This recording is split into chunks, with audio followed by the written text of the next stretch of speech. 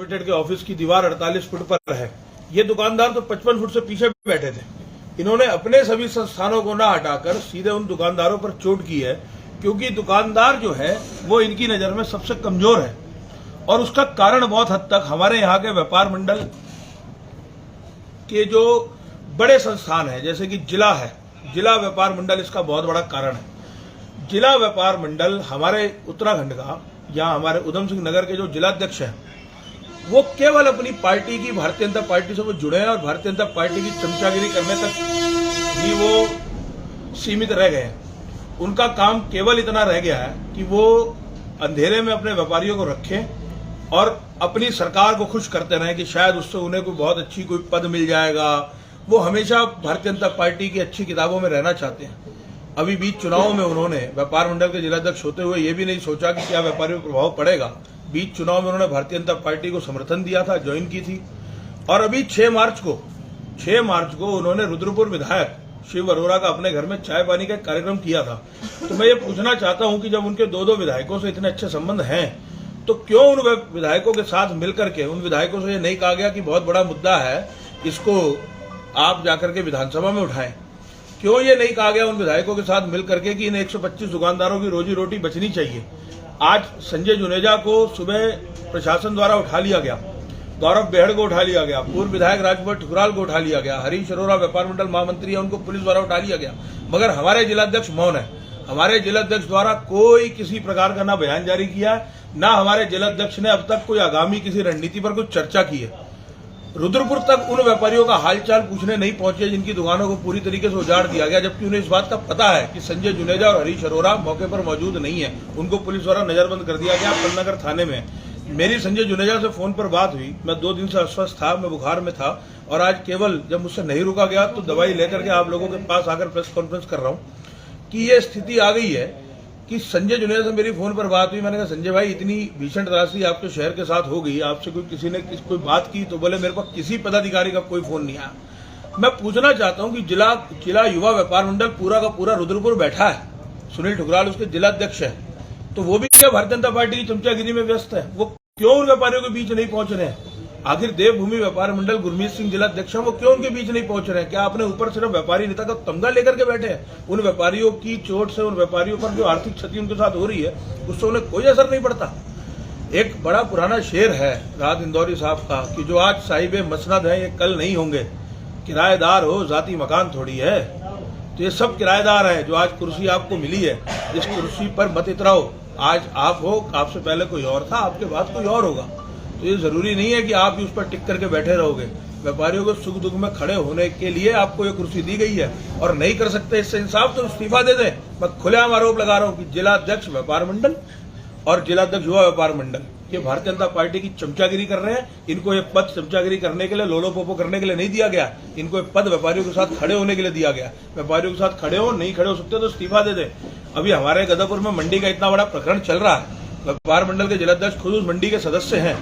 14,748 रुपए का किराया जबरदस्ती थोपा जा रहा है व्यापार हमारे मंडी के व्यवसायियों पर, मगर व्यापार मंडल के जिलाध्यक्ष चुप है कि कहीं वो गुड बुक से बाहर ना हो जाए। वो भारतीय जनता पार्टी के जो एक वो लॉलीपॉप भारतीय जनता पार्टी ने देना, कहीं वो लॉलीपॉप उनके हाथ से ना छूट जाए।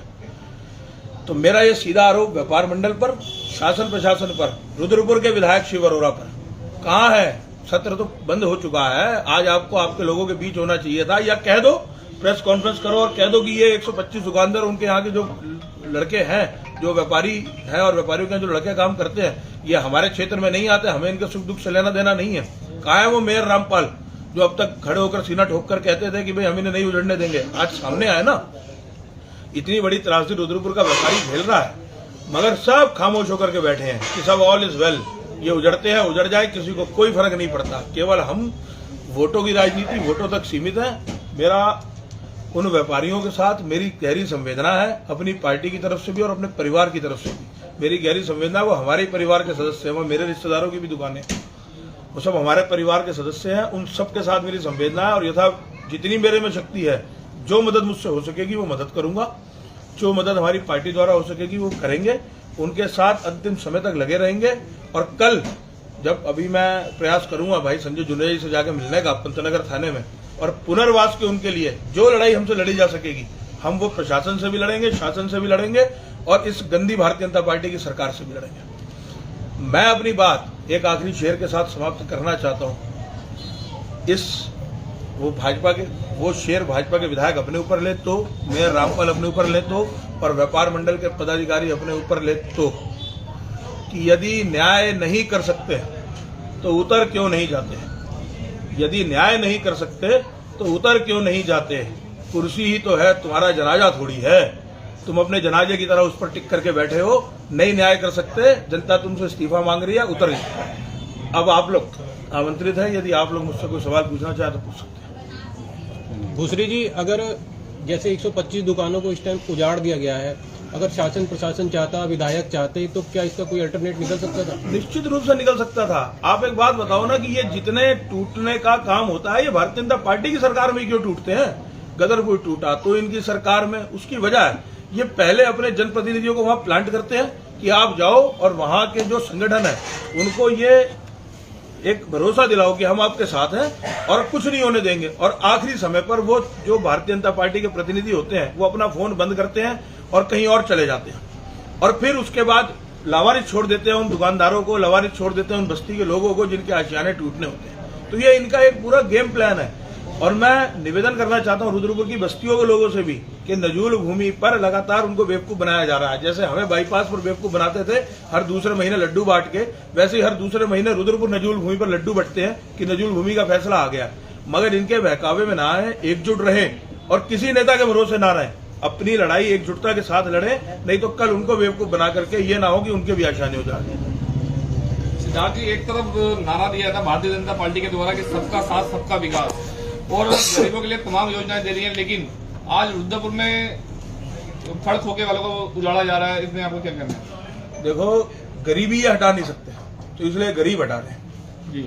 कि जब कोई ये उस कबूतर की तरह है जो आंखें बंद करके समझता है कि सामने से बिल्ली चली गई। इनका कोई नारा नहीं सबका साथ सबका विकास, इनका नारा है मेरा साथ और मेरा ही विकास। जो कुछ है वो मेरे पास है। भ्रष्टाचार में आकंठ डूबी हुई सरकार है, पूर्ण रूप से जनता के हितों से ऊपर उठ करके ये काम कर रही है। ये समझती है कि जिस जनता ने हमें यहाँ तक पहुंचाया है, 5 किलो राशन की आड़ में जनता लगातार इनको वोट करती रहेगी। आगामी बहुत सारे चुनाव आने वाले हैं, इनकी पोल पट्टी कलई सब खुल करके इनके सामने आने वाली है। इन्हें पता लग जाएगा कि ये कितने पानी है। हो गया।